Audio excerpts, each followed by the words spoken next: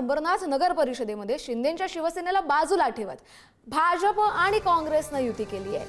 ही तर अभद्र युती आहे असं म्हणत शिंदेच्या शिवसेनेनं त्यानंतर भाजप काँग्रेसवर टीकाही केली।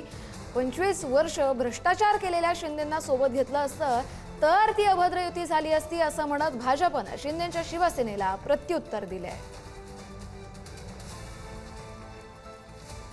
पारंपरिक युती व्हायला हवी होती। जसं केंद्रामध्ये आणि महाराष्ट्रामध्ये जी युती आहे ती पारंपरिक युतीचं बोलणंही आम्ही स्थानिक पातळीवर झालं। आमचे स्टेट लेवलचे जे नेते आहेत सन्माननीय रवींद्र चव्हाण साहेब असतील, सन्माननीय आमदार किसन कत्रे साहेब असतील, यांचेही बोलणं झालं होतं।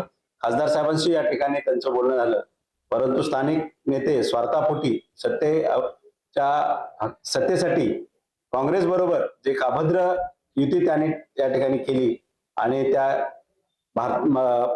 जो भाजपचा जो काँग्रेस मुक्त जो नारा आहे त्याला कुठेतरी छेद लावण्याचं काम या ठिकाणी अंबरनाथमध्ये झालेलं आहे। भ्रष्टाचाराने अगदी माखलेले आम्ही आमच्या निवडणुकीमध्ये अंबरनाथच्या जनतेला जे प्रॉमिस केलं होतं, अंबरनाथ भयमुक्त आणि भ्रष्टाचार मुक्त करणार, आणि ते जर प्रॉमिस करण्यासाठी आम्ही जनतेला शब्द दिला होता। आणि जर आम्ही शिवसेनेची युती केली असती तर तुम्हाला माहिती आहे शिवसेनेचे 2 नगराध्यक्ष जेलमध्ये गेले भ्रष्टाचाराच्या प्रकरणामध्ये।